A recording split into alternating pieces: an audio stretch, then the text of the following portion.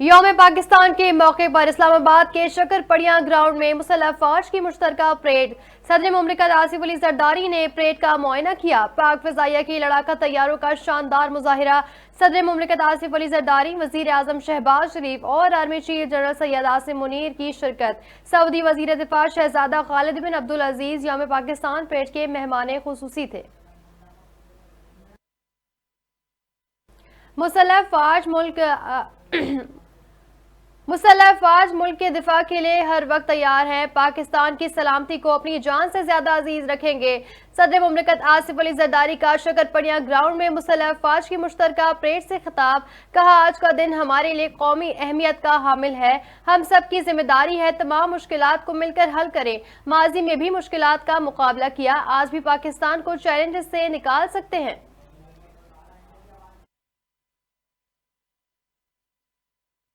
वजीर आला पंजाब मरियम नवाज ने यौम पाकिस्तान पर अपने पैगाम में कहा, तामीर पाकिस्तान के लिए आज भी तहरीक पाकिस्तान वाले जज्बे की जरूरत है।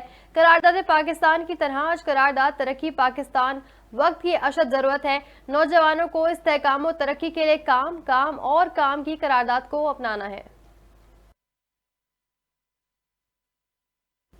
आइए अहद करें, जो ख्वाब कायदे आजम ने देखा उसको पूरा करने के लिए सब एक हो जाए। सिंध के सीनियर वजीर शर्जील इनाम मेमन की वज़ारे कायद पर हाजिरी के बाद गवर्नर सिंध के हमरा मीडिया से गुफ्तगू। शर्जील इनाम मेमन ने कहा, आज हम एक आज़ाद मुल्क में रह रहे हैं जिसका ख्वाब कायदे आजम ने देखा था। आज़ादी की अहमियत वही लोग समझ सकते हैं जो आज़ाद ममालिक में रह रहे हैं।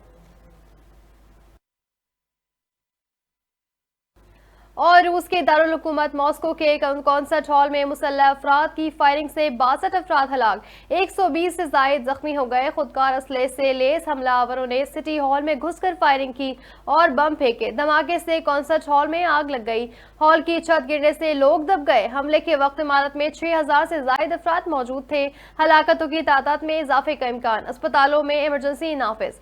दाइश ने हमले की जिम्मेदारी कबूल कर ली।